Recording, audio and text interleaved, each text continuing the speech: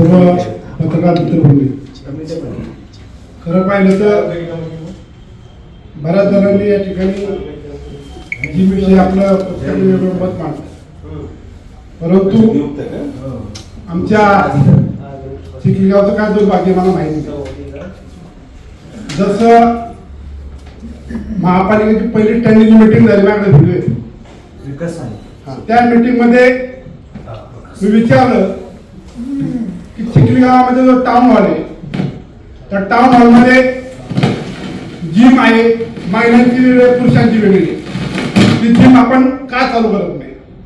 अक्षरशः ती जिम धूळ खात पडत होती असं त्यांना वारंवार सांगितलं. त्याच्यानंतर मी आयुक्तांना त्याला महापौरांना पत्र दिलं. पाटील साहेब, पाटीलच ना साहेब तुमचं बरोबर ना, मला सांगा, तुम्हाला मी पत्र दिलं, तुमचे बाकीचे अधिकारी त्यांना दिलं. त्याच्यानंतर मी यांना सांगितलं की मी ते आता जिम आहे ना, जिम तिथं जातो त्या जिम मध्ये आणि जिम खाली उडी मारतो. तेव्हा ही सगळी पळत आले तिकडं. मग मात्र सगळे अधिकारी सगळे आले तिथं. आल्यानंतर पाहिलं, सगळं दाखवलं त्यांना.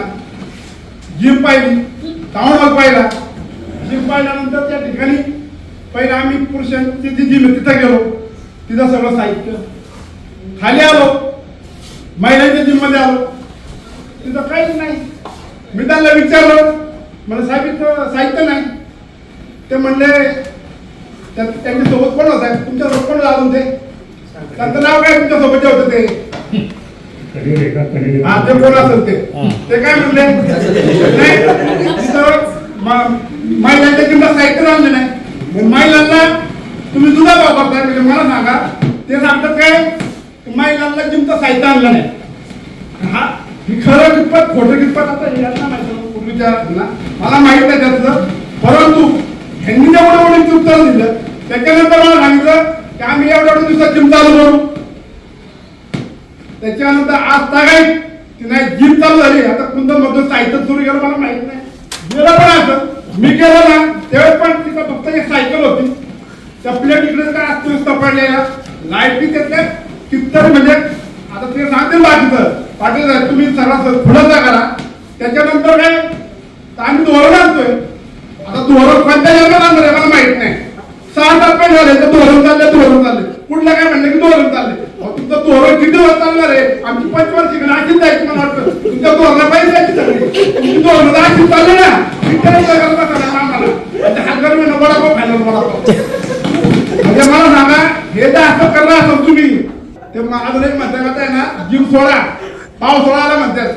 आता ते गजरावर नाही का, तो गजरावर मी खडं करायला लागलं असं भाऊ म्हणते. माझं नाही, ठीक आहे मस्कर आहे, पण एवढं सिरियसली तुमचं याच्या डिपार्टमेंट येत आहे. मला असं वाटतं आपण सगळ्यांना म्हणतो हेल्थ इज वेल्थ म्हणतो ना, नाही म्हणत. मला एवढं सांगा 6 महिन्यामध्ये कोणत्याही चिखलीची जिम फक्त सोडली तर शहराच्या कोणत्या जिम मध्ये तुम्ही व्हिजिट मारला दाखवा.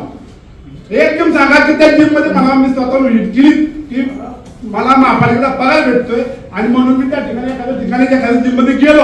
अशी मला एक जिम सांगा की त्या जिमला तुम्ही स्वतःहून भेट दिली, कुठल्या जिमला गेले नाही ना, तुमच्या अधिकारी गेले नाही. म्हणजे तुमचं धोरण हेच आहे, हे यातनं स्पष्ट होते. मला एवढंच सांगायचंय महापौर साहेब ह्यांना, आयुक्त साहेब, तुम्ही याच्यात काय बढतर केल्याशिवाय ना ही सुधारणा नाहीये. तुम्हाला क्विक ऍक्शन पाहिजे, शो प्लॅन करा यांना, त्याला सुट्टी देऊ नका. एवढी या ठिकाणी विनंती करतो. आणि विशेषतः आरोग्याविषयी साहेब कुणाच्या आरोग्याशी खेळू नका. चांगले चांगले साहित्य द्या आणि ते साहित्य व्यवस्थित जतन करा, एवढी आपल्याला विनंती करतो.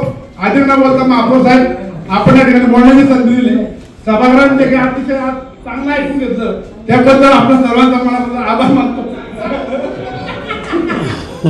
आम्ही चांगलं बोलतो पण कुठेतरी ठीक आहे. धन्यवाद. धन्यवाद पिंपरी चिंचवडकर. आपल्या सहकार्याने पिंपरी चिंचवड न्यूजने फेसबुक आणि इंस्टाग्रामवर 1 लाखाचा टप्पा पार केलाय. त्याबद्दल आभार. असंच प्रेम देत रहा. सोबत आमच्या सर्व डिजिटल प्लॅटफॉर्मला लाईक, फॉलो आणि सबस्क्राईब करा.